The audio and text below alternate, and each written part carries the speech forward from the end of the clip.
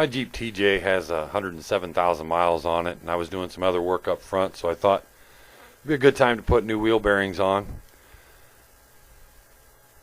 So I'm going to take the wheel off, and then we're going to undo the axle nut. There's a cotter key you got to straighten out and pull out,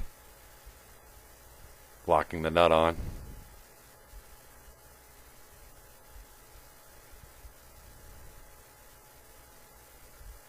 And there's a castle lock and a spring washer behind it. That's the spring washer, the castle lock that fits over the nut. Then it's a 33 millimeter socket to take the hub off. If you got an impact, you can do it that way. If you have to do it with a breaker bar or something, you might have to wedge a screwdriver into the brake rotor and have it hit the caliper to keep from turning. We're going to take the caliper off. There's 2 bolts from behind. 13 millimeter head. We'll hang that up with a bungee so it doesn't damage the brake line. And the brake rotor just pulls off. If you have to, you might tap it with a mallet or something. Then we're going to take the wheel bearing hub assembly off. There's 3 bolts from behind, and they've got a 13 millimeter 12-point head on them. And they can be tricky to get out, so make sure you're using the right tool. And if you can't get an impact in there, you might have to put a box end wrench, a 12-point box end wrench on it, and then tap that with a mallet or a dead blow. That's how I got them loose. That's a dead blow I'm hitting it with. Then once you bust them loose, you should be able to just ratchet them out. I'm using an air ratchet here. Then we're going to tap that bearing hub assembly out of its index with a chisel and hammer. And then the whole axle wheel hub assembly will pull out. And you just pull those apart because we've already taken the axle nut off.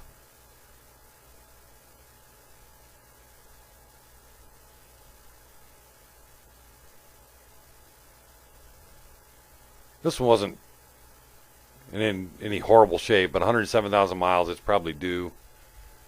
They're only like $50.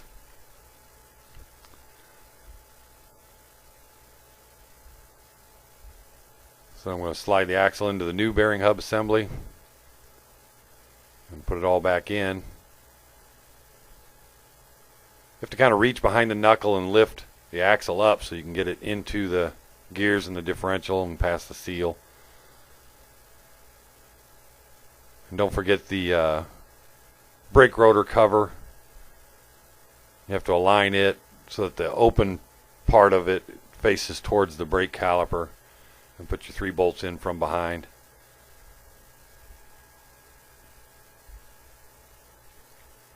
Tighten those down, then we're going to torque them. They're 75 foot-pounds each. Reinstall the brake rotor. We'll put the caliper back on.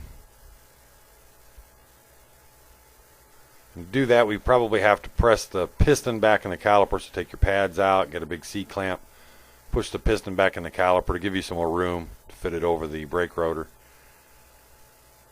Put your pads back in, reinstall the 2 bolts to hold the caliper on.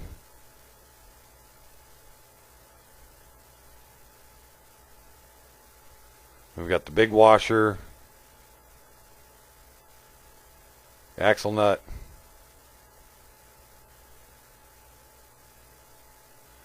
and then in order to torque that, we can't use the impact because we got to get an exact torque measurement on it. We're going to wedge a screwdriver into the brake rotor against the caliper. That'll keep it from turning. And we're going to torque that to 175 foot-pounds.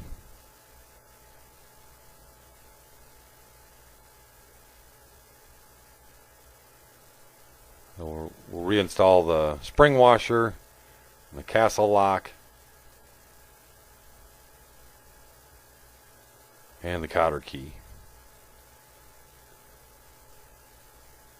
Wouldn't hurt while you're out buying parts. Get a new cotter key. Here I'm reusing one, and they're always kind of a pain when they're used. Then buzz the tire back on, torque your lug nuts, and you're done, other than the other side. Not a terrible job. You can do this. Make sure you subscribe. I got a bunch more Jeep videos coming. And if you want, Click on the car suck gear button to get yourself a hat or a t-shirt. Jeep on.